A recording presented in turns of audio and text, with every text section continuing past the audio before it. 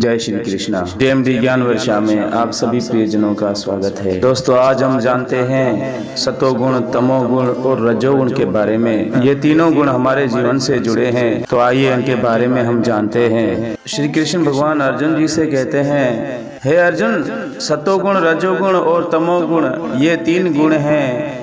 इनके विषय में हर एक व्यक्ति अपना कर्म इन गुणों के अनुसार करता है। जो सतोगुणी मनुष्य हैं वो देवताओं को पूजते हैं, भगवान की पूजा करते हैं, और जो रजोगुणी हैं यक्षों व राक्षसों की पूजा करते हैं, और तमोगुणी व्यक्ति भूत प्रेतों को पूजते हैं। जो लोग अहंकार से विभूत होकर शास्त्र के विरुद्ध कठोर तपस्या और व्रत करते हैं, जो काम तथा आसक्ति द्वारा पीड़ित होते हैं, जो मूर्ख हैं तथा जो शरीर के भौतिक तत्वों के और शरीर के भीतर स्थित परमात्मा को कष्ट पहुंचाते हैं, वे असुर कहे जाते हैं। यहाँ तक कि जो हर व्यक्ति भोजन पसंद करता है वह भी प्रकृति के गुणों के अनुसार तीन प्रकार का होता है। यज्ञ, तपस्या तथा दान भी तीन प्रकार के होते हैं। अब उनके भेदों के विषय में सुनो। हे अर्जुन, जो भोजन सात्विक व्यक्तियों को प्रिय होता है वह आयु बढ़ाने वाला, जीवन को शुद्ध करने वाला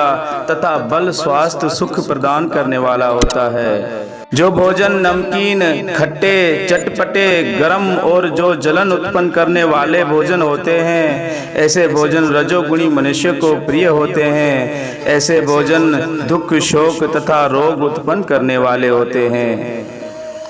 खाने से 3 घंटे पहले पकाया हुआ स्वादहीन सड़ा हुआ भोजन तथा किसी का जूठा किया हुआ भोजन उन लोगों को प्रिय होता है जो तामसी होते हैं। यज्ञों में वही यज्ञ सात्विक होता है जो शास्त्र के निर्देश अनुसार कर्तव्य समझकर उन लोगों के द्वारा कराया जाता है जो फल की इच्छा नहीं रखते।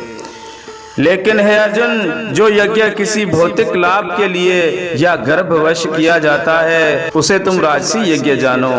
जो यज्ञ शास्त्रों के निर्देशों की अवहेलना करके वैदिक मंत्रों के उच्चारण किए बिना, दक्षिणा किए बिना तथा श्रद्धा के बिना संपन्न किया जाता है वह तामसी माना जाता है। हे अर्जुन, अब तपस्या के बारे में सुनो।